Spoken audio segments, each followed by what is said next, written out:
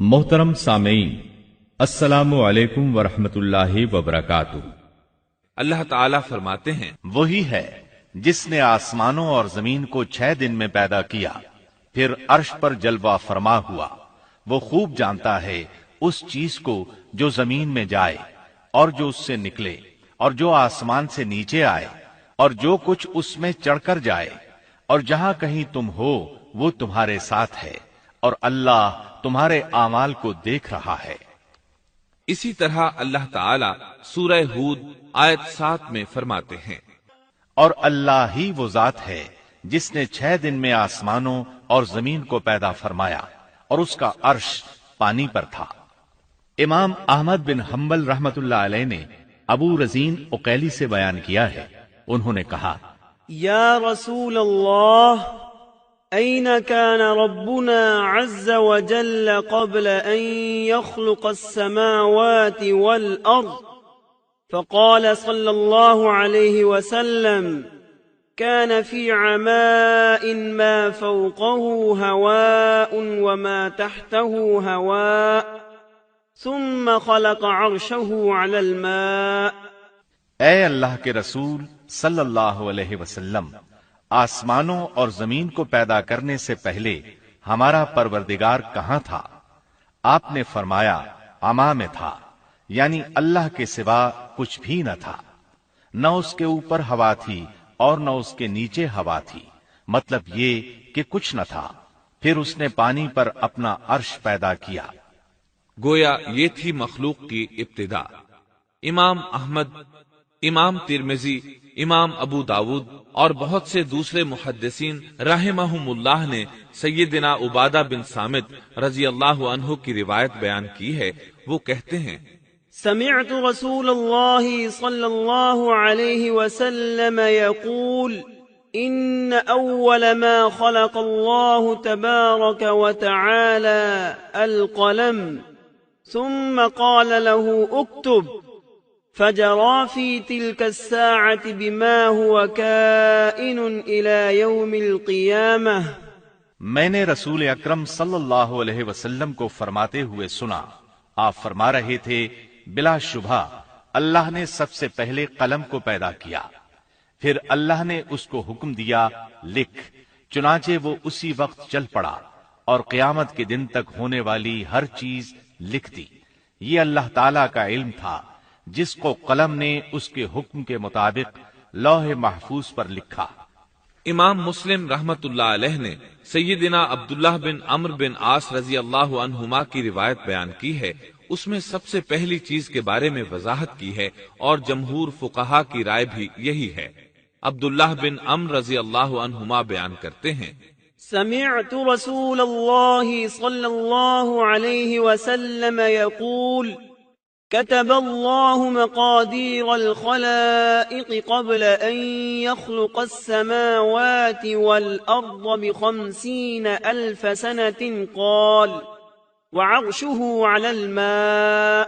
میں نے سنا آپ فرما رہے تھے، اللہ تعالیٰ نے آسمان و زمین کی پیدائش سے 50,000 سال پہلے تمام مخلوقات کی تقدیریں لکھ دیں، اور اس وقت اس کا عرش پانی پر تھا۔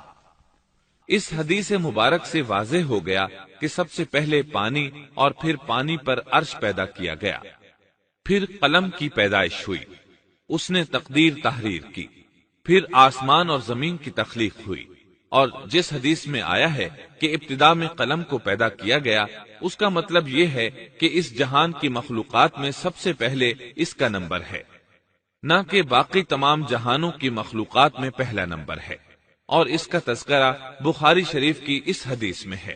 قال اہل الیمن لرسول اللہ صلی اللہ علیہ وسلم، جئناك لنتفقه في الدين وليسألك عن أول هذا الأمر ما كان، قال كان الله ولم يكن شيء قبله، وكان عرشه على الماء، وكتب في الذكر كل شيء، وخلق السماوات والأرض۔ یمن سے آئے ہوئے ایک وفد نے رسول اللہ صلی اللہ علیہ وسلم سے کہا، ہم آپ کے پاس دین کی سمجھ اور ابتدائی خلق کے بارے میں پوچھنے کے لیے آئے ہیں، یہ کہ سب سے پہلے کیا چیز تھی؟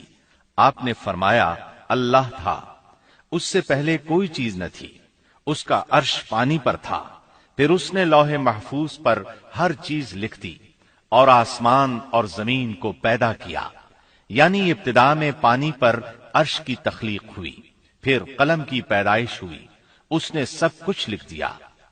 علماء کرام کا بیان ہے، قلم کے فوراً بعد لوح محفوظ کو پیدا کیا گیا، چنانچہ قلم نے لوح محفوظ میں ہر چیز لکھ دی۔ اس کے بعد کائنات کی باقی مخلوقات اور آسمان و زمین کی پیدائش معرض وجود میں آتی گئی۔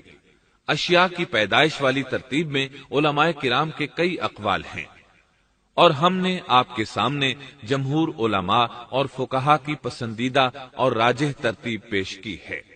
آسمان اور زمین کی مخلوقات کی ترتیب کیا ہے، اس بارے میں امام مسلم رحمت اللہ علیہ نے سیدنا ابو ہریرہ رضی اللہ عنہ کی روایت پیش کی ہے۔ وہ کہتے ہیں، أخذ رسول الله صلى الله عليه وسلم بيدي فقال خلق الله عز وجل التربة يوم السبت وخلق فيها الجبال يوم الأحد وخلق الشجر يوم الاثنين وخلق المكروه يوم الثلاثاء وخلق النور يوم الأربعاء وبث فيها الدواب يوم الخميس وخلق آدم عليه السلام بعد العصر من يوم الجمعة في آخر الخلق في آخر ساعة من ساعات الجمعة فيما بين العصر إلى الليل۔ نبی اکرم صلی اللہ علیہ وسلم نے میرا ہاتھ پکڑا اور فرمایا، اللہ تعالیٰ نے ہفتے کے دن مٹی کو پیدا کیا، اتوار کے دن زمین میں پہاڑ، پیر کے دن درخت، منگل کے دن تکالیف، مصائب، جراثیم اور بیماریاں، بدھ کے دن نور کو، جمعرات کے دن زمین میں چوپایوں کو پھیلا دیا، اور تمام مخلوقات میں جمعے کے دن کی آخری گھڑیوں یعنی عصر سے رات کے درمیان میں آدم علیہ السلام کو پیدا کیا۔ مطلب یہ کہ ابتدائے آفرینش میں جن مخلوقات کی تخلیق ہوئی ان میں سے آخری مخلوق انسان تھا۔ اس حدیث میں مختلف حالات کو نہایت وضاحت سے بیان کیا گیا ہے۔ اس سے بخوبی پتہ چل گیا کہ ابتدائی مخلوقات کی ترتیب کیا تھی۔ ان میں سے آخری نمبر آدم علیہ السلام کا تھا، جبکہ آدم علیہ السلام نسل انسانی میں سب سے پہلے اور تمام انسانوں کے باپ ہیں۔ انسانوں سے پہلے فرشتے اور جن پیدا ہو چکے تھے۔ صاحب عقل مخلوقات میں سب سے پہلا نمبر فرشتوں کا، دوسرا نمبر جنوں کا اور آخری نمبر انسانوں کا ہے۔ فرشتوں کا اصل ٹھکانہ آسمان ہے۔ اللہ تعالی سورۃ الشورى آیت 5 میں فرماتے ہیں، تكاد السماوات يتفطرن من فوقهن والملائكة يسبحون بحمد ربهم ويستغفرون لمن في الأرض ألا إن الله هو الغفور الرحيم۔ قریب ہے کہ آسمان اپنے اوپر سے پھٹ پڑے اور تمام فرشتے اپنے رب کی تسبیح اور تحمید بیان کر رہے ہیں اور زمین والوں کے لیے استغفار کر رہے ہیں۔ خبردار، اللہ تعالی معاف کرنے والا، رحمت کرنے والا ہے۔ مسلم شریف میں ہے، سیدہ عائشہ صدیقہ رضی اللہ عنہا سے روایت ہے کہ نبی اکرم صلی اللہ علیہ وسلم نے فرمایا، خلقت الملائكة من نور وخلق الجان من نار وخلق آدم مما وصف لكم۔ فرشتوں کو نور سے اور جنوں کو آگ سے پیدا کیا گیا، اور آدم کو اس چیز سے پیدا کیا گیا جو تمہارے لیے بیان کر دی گئی، یعنی مٹی سے۔ فرشتوں کی تخلیق کے بعد جنوں کو پیدا کیا گیا۔ جنوں کو بھی انسانوں سے پہلے پیدا کیا گیا تھا۔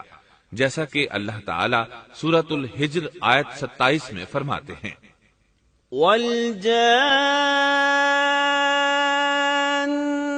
خَلَقْنَاهُ مِن قَبْلُ مِن نَّارِ السَّمُومِ، اور اس سے پہلے جنات کو ہم نے لو والی آگ سے پیدا کیا۔ جنات کے بارے میں بہت زیادہ آیات و احادیث موجود ہیں۔ اللہ تعالی فرماتے ہیں، خَلَقَ الْجَانَّ مِن مَّارِجٍ مِّن نَّارٍ، اور جنات کو آگ کے شعلے سے پیدا کیا گیا۔ مارج آگ کے بھڑکتے شعلے کے کنارے کو کہتے ہیں، گویا جنوں کو آگ کی جڑ سے نہیں بلکہ آگ کے شعلوں کے کنارے سے پیدا کیا گیا ہے۔ قرآن مجید میں اللہ تعالی نے ابلیس شیطان کا قول نقل کیا ہے، خَلَقْتَنِي مِن نَّارٍ، تو نے مجھے آگ سے پیدا کیا۔ اسی طرح پہلے بھی بیان ہو چکا ہے کہ اللہ نے فرمایا، وَالْجَانَّ خَلَقْنَاهُ مِن قَبْلُ مِن نَّارِ السَّمُومِ، اور اس سے پہلے جنات کو ہم نے لو والی آگ سے پیدا کیا۔ یہ ہے جنات کی اصل اور بنیاد۔ ابلیس ملعون بھی جنات میں سے ہے، اور اس مسئلے میں کسی کو تردد اور شبہ نہیں ہونا چاہیے، اس لیے کہ قرآن مجید میں ہے، إِلَّا إِبْلِيسَ كَانَ مِنَ الْجِنِّ، اور ابلیس جنوں میں سے تھا۔ مطلب یہ کہ وہ فرشتوں میں سے نہیں تھا۔ حسن بصری رحمت اللہ علیہ فرماتے ہیں، وہ پلک جھپکنے کے برابر بھی فرشتوں کی جنس میں داخل نہیں ہوا، اور نہ ہی وہ کبھی فرشتوں میں شمار ہوا ہے۔